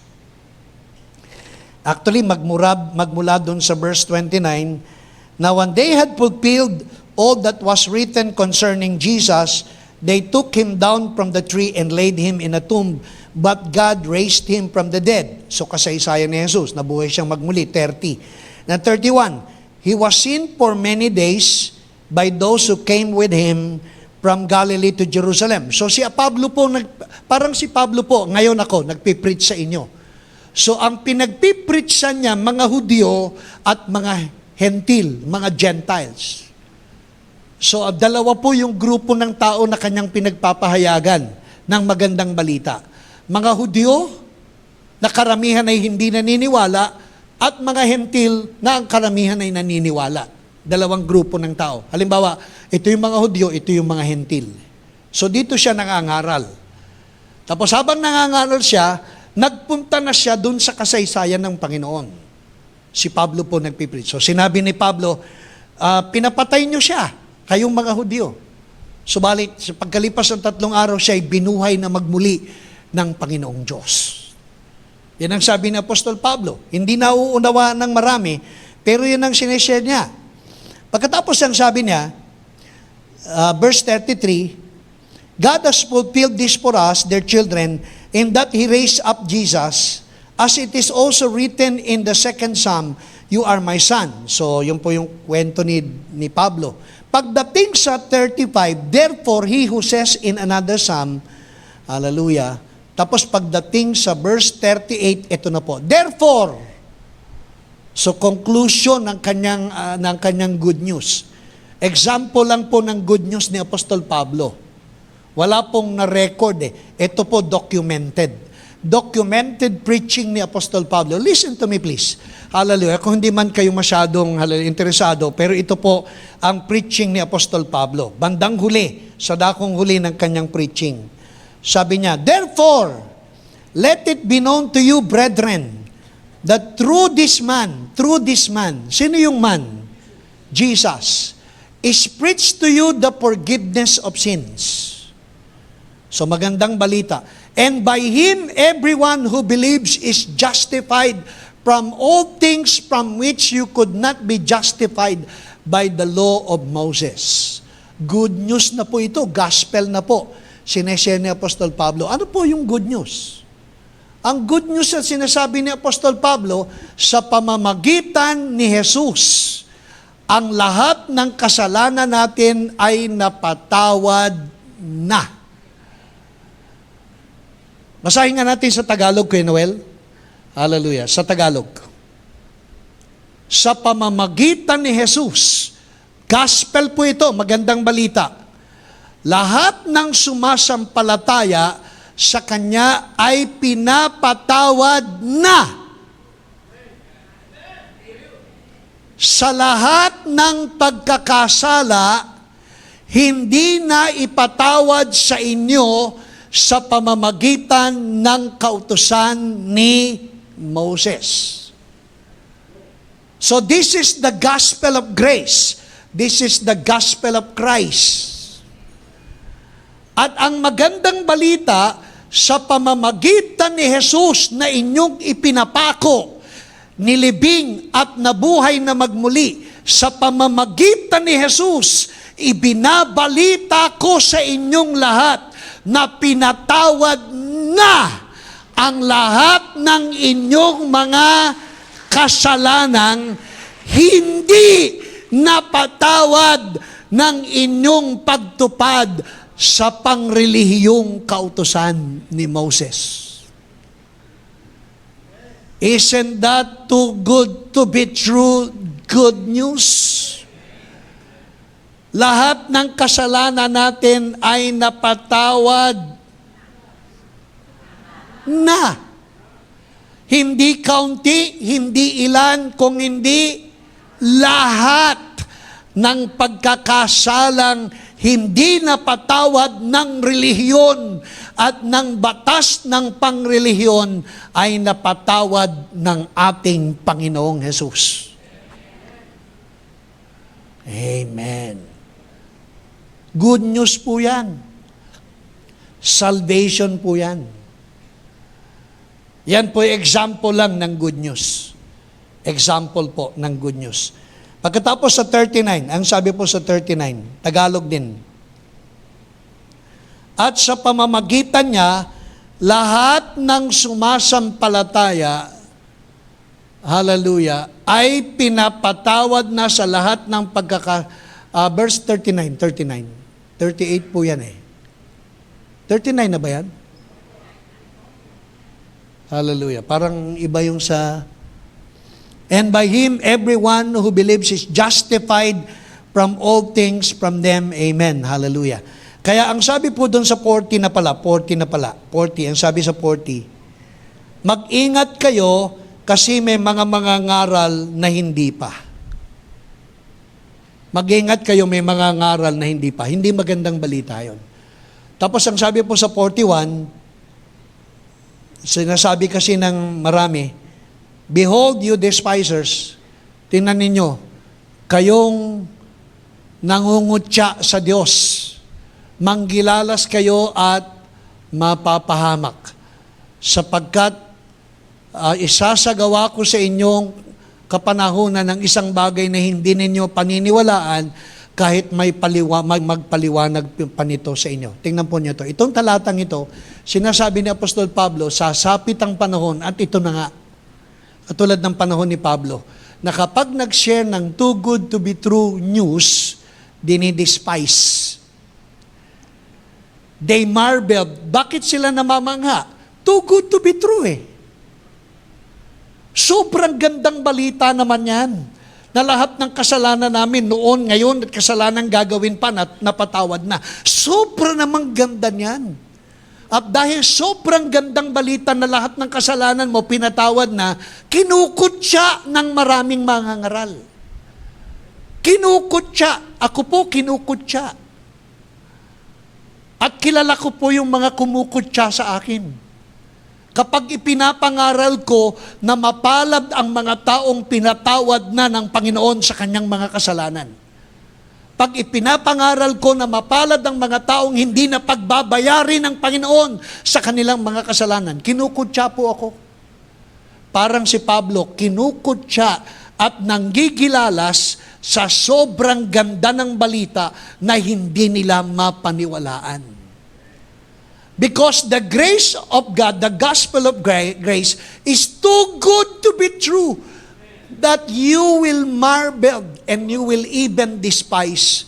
Hallelujah, kukutsain nyo na hindi nyo mapaniwalaan. Kaya ako tinatanggap kong ako'y kinukutsa.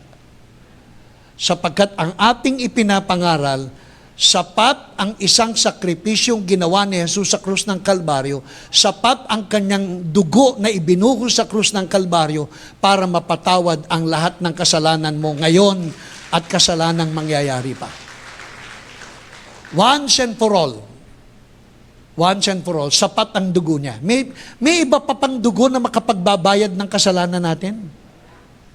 May iba pa pang dugo na kailangang ibuhos para mapatawad ang kasalanan? Wala na po. Isa lang ang dugo na ibinayad at isa lang ang dugo na ibinuhos para malinis ang kasalanan ng tao noon, ngayon at mga taong ipapanganak pa. At yan ay ang nag-iisang dugo ng Panginoong Yesus sa ibinuhos niya sa krus ng Kalbaryo. They marveled. Ang sabi ko, kutsain tayo eh. Dahil ang ibinabahagi natin, too good to be true good news. Hallelujah. So, i-conclude ko po, pwede po, konti na lang. Kaya kung mayroong nagsasabi, kinukutsa kayo sa inyong tinatanggap na ebanghelyo ng grasya, magpakatatag po kayo. Magpakatatag po kayo. Mag-rejoice po kayo. Pag kinukutsa na kayo, mag-rejoice na kayo. Sapagkat kaya nyo nang panindigan ang ebanghelyo, ang gospel of grace. And the gospel of grace will teach all your sins have been forgiven already. That's the gospel of grace. So tingnan po natin, hallelujah, ang aking pong conclusion, actually meron po dito, the gospel of grace. Ibig sabihin, para magkaisa po tayo, ibig sabihin, in other words, the gospel or good news is all about the finished work of Jesus. Sabihin mo nga sa iyong katabi, ang ibig sabihin, ang magandang balita ay patungkol sa tinapos na gawa ng Panginoon sa krus ng Kalbaryo. Kaya ang good news ay tetelestai. Sabihin nyo nga, tetelestai. It is finished. Hindi mangyayari pa lang kung hindi naganap na. Kaya nang mamatay si Jesus sa krus ng Kalbaryo at siya'y sumigaw ng naganap na. Ibig sabihin, good news, hindi mangyayari pa lang kung hindi nangyari na. And that's the gospel. Ano pong ibig sabihin ng tetelestai? Pakibasa po natin. It is finished. It is a translation of the Greek word tetelestai. Ang ibig sabihin, perfect indicative tense of the Greek word telos, which means to end, to bring into a completion, to bring to a conclusion, complete, accomplish, fulfilled, or finish.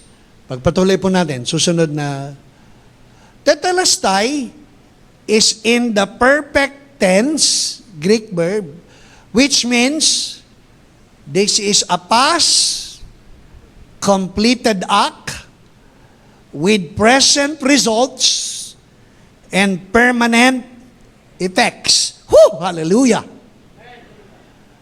So, ang ibig sabihin, ang gospel o ang good news ay mga pangyayaring naganap na, subalit ang bunga ay pangkasalukuyang nararanasan, at ito ay magiging mabisa hanggang sa pagdating ng panahon. So may permanenteng effect, may pangkasalukuyang bunga, ang naganap at tinapos na mabuting balita ng Panginoon. So ang mabuting balita ay naganap na, subalit ang bunga at ang benepisyo nararanasan pa, at maniwala kayo hanggang sa hinaharap, mabisa pa rin ang tinapos na gawa ng ating Panginoong Yesus.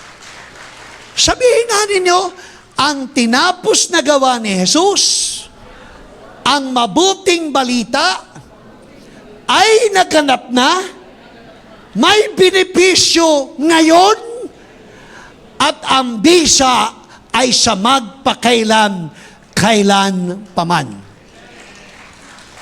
Hallelujah! Kahit 2,000 taon nang nangyari, nagaganap pa rin ang biyaya sa ngayon. Hallelujah! At kahit dumating ang mga araw at tumatalab at mabisa pa rin ang biyayang tinapos ng ating Panginoon sa krus ng Kalbaryo. So the good news is, it was a completed act with a present result and a long-lasting permanent effects kahit sa kinabukasan. Kaya kahit 2,000 taon nang nakaraan, si Jesus ay namatay sa krus ng Kalbaryo.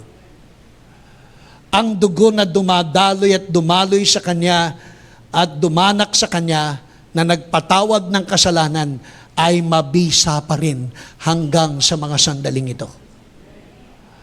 Yung bisa ng Kanyang tinapos na gawa, tumatalab pa rin hanggang sa mga minutong ito.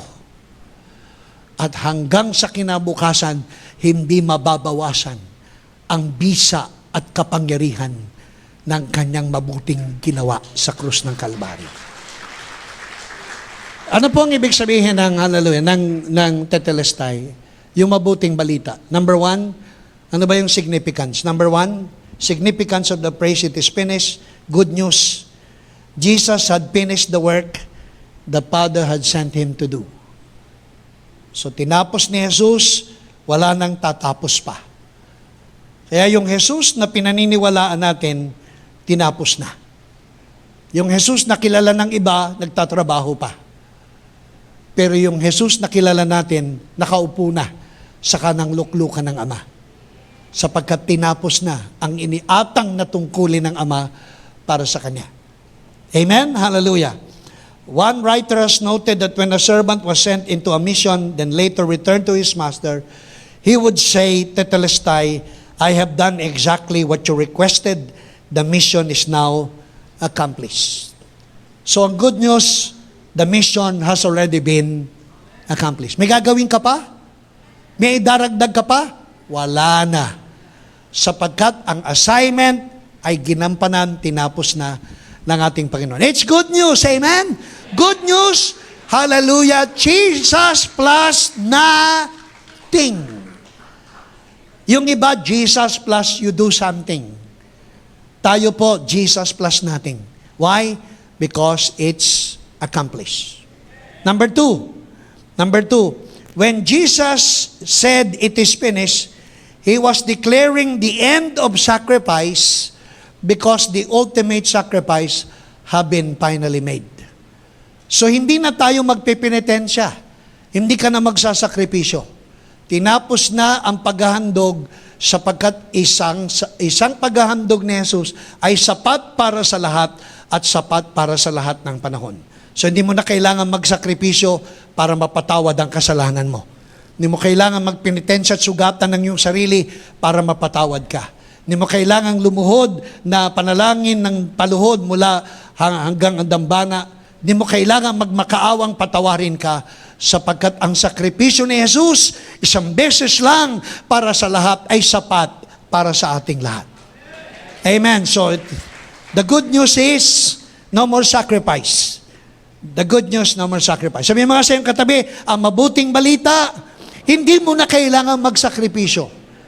Nagsakripisyo si Jesus para sa iyo, para pagpalain ka in Jesus' name. Amen? Pangatlo, hallelujah. The word tetelestai was used in the business world to signify, hallelujah, the full payment of debt. Kaya ano po ang ibig sabihin ng magandang balita? Hallelujah, ang magandang balita, it was paid in full. Bayad na ang lahat ng ating mga pagkakautang Ang utang na hindi mo kayang bayaran, binayaran ng Panginoon. At nang bayaran ni Jesus ang lahat ng utang natin sa ating mga pagkakamali at pagkakasala, ay binayaran na ng ating Panginoon. It was paid in full. Sabi niya, paid in full. At pag sinabing paid in full, wala ka nang ibabayad pa. Napakatalino mo naman. Hallelujah. Nagbayad na ng utang mo, pilit mo pang binabayaran. Napakatalino naman natin. Na may nagbayad na ng utang natin, binabayaran pa natin. Amen. Ang matalino, pag may nagbayad na ng utang mo, hindi mo na babayaran. At si Jesus binayaran ng lahat. Isaiah 40 verse 2. Sabi po sa Isaiah chapter 40 verse 2. Speak ye comfortably to Jerusalem and cry unto her that her warfare is accomplished, that her iniquity is pardoned, for she has received of the Lord's hand double for all her sins. Sino po naniniwala nang bayaran ni Jesus ang utang natin na binayaran niya ng overpayment? Overpayment. Ibig sabihin ng overpayment, binayaran niya ng doble. So kung ang utang mo 1 million, binayaran niya ng 10 billion. Amen? So, ibig sabihin, ang Panginoon, napakasagana na nang ikaw ay bayaran sa utang mo, binayaran niya ng sobra-sobra. Para kung habulin ka ni Satanas at pagbayarin pa sa utang mo, sabihin mo, sobra na nga ang ibinayad sa iyo ng Panginoon ko. Because your sin has been paid double. Double. Amen. Parang hindi tayo makapaniwala, ano? Kaya nga, too good to be true. Hallelujah. Sobrang ganda na balita na hindi natin halos mapaniwalaan. Ang tawag po dyan, gospel. Amen. Pang-apat po, kaya nyo na bang paniwalaan na bayad na utang nyo? Na hindi sa katabi nyo, may utang ka pa sa tabi mo. At bayaran mo yung utang mo sa Kanya. Pero sa Panginoon, bayad na. Amen, sabihin nyo nga, Panginoon, bayad na ako ha. Bayad na ako. At pag tinanong ng dyablo, paano ka nakabayad? Binayaran ng aking Panginoon. At nang bayaran ng Panginoon ko yung utang ko, sobra-sobra, para wag na akong habulin ng demonyo. Para wala siyang habulin sa akin. Kaya si Jesus, napakasagana sa grasya, nang bayaran ng utang ko, sobra-sobra. Hallelujah. Amen. Amen. Parang yung mga mukha nyo, ha? Parang too good to be true, no? Too good to be true. But it's true, it's true, it's true, it's true. Hallelujah. Pang-apat, and we will close. In classical Greek times, the word tetelestai, the good news, depicted a turning point when one period ended and another period began. Ang good news, wala na tayo sa Old Covenant, tayong lahat ay nasa ilalim na ng New Covenant. And under the New Covenant of Grace, hallelujah, under the New Covenant of Grace, all the benefits of salvation has been made available to all of us. Sa ilalim ng bagong kasunduan, wala na tayo sa luma, hindi ka na luma, ikaw ay bago, at sa ilalim ng bago, ikaw ay nabubuhay sa ilalim ng bagong kasunduan, at sa ilalim ng bagong kasunduan, lahat ng binayaran ni Jesus, lahat ng kanyang binili sa krus ng Kalbaryo ay ginawang available para sa iyo na sumasampalataya sa Kanya. Sabihin mo nga, available na, anytime, para sa akin, ang lahat ng benepisyo ng tinapos na gawa ni Kristo sa krus ng Kalbaryo. Full package na benepisyo available na. hindi pagtatrabahuhan, hindi paghihirapan, hindi magmamakaawa, lahat ay nasa atin na. Ano po yung nasa atin na mga available na benepisyo? Forgiveness of sin. Under the new covenant, all our sins have been forgiven. Under the new covenant, you are no more servants, we are now sons and daughters. Under the new covenant, we are heirs of God, co-heirs and joint heirs with Jesus.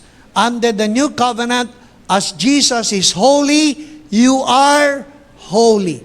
As Jesus is righteous, you are righteous. As Jesus is victorious, you are victorious. Amen? Under the new covenant of grace, you do not have to sacrifice because our ultimate sacrifice has already been done by Jesus. Amen. Under the new covenant of grace, we can call our God Abba Father. Amen. And under the new covenant of grace, all spiritual blessings has already have been given unto us in Christ. Hallelujah, in Jesus' name. Kaya ngayon po tayong lahat ay pinagpala na. Hindi namin kayo aanyayahang pagpalain. Ang gospel ay hindi invitation to be blessed. Ang gospel is a pronouncement that you are all already blessed. Amen. So ano pong mabuting balita? Ang mabuting balita ay hindi pag-anyaya para pagpalain ka. Ang mabuting balita, ikaw ay pinagpala na. Amen. Hallelujah. Praise God. Lahat ng yan available sa atin. Lahat ng yan available. Kanino po? Sa mga sumasampalataya. Kung ikaw ay nag-aalinlangan, nandyan pa rin yan. Hindi mo mapagbabago ang tinapos na gawa. Yung victory ni Jesus 2,000 years ago, nandyan po yan. Available. Healing mo, available. Salvation mo, available. Blessings mo, available. Forgiveness mo, available. Victory mo, available. Lahat yan, nandyan na. Hindi mo kayang pagbaguhin. Kung mag-alinlangan ka, hindi mo kayang baguhin ang tinapos na gawa. Nandyan na po yan. Kung manampalataya ka, yung tinapos na gawa, posibleng mangyari at maranasan mo. Pero hindi mo na kayang pagbaguhin ang natapos na. Ang magandang balita, it is a done deal. And you do not have to do something to, hallelujah, to be fulfilled. Natapos na po. Sabi mo nga sa iyong katabi, kahit manampalataya ka o hindi, tapos na at available na ang magandang balita. Manampalataya ka para mangyari sa iyo. Manampalataya ka para magkatotoo sa buhay mo. Amen? Manalangin po tayo. Praise God. The gospel is too good to be true news about the finished work of Jesus Christ. And it produces our salvation, forgiveness, justification, and righteousness. Aming Ama, salamat po sa pagkakataong kami po'y nakapagpangaral ng magandang balita. Magandang balita ng grasya at magandang balita kay Kristo.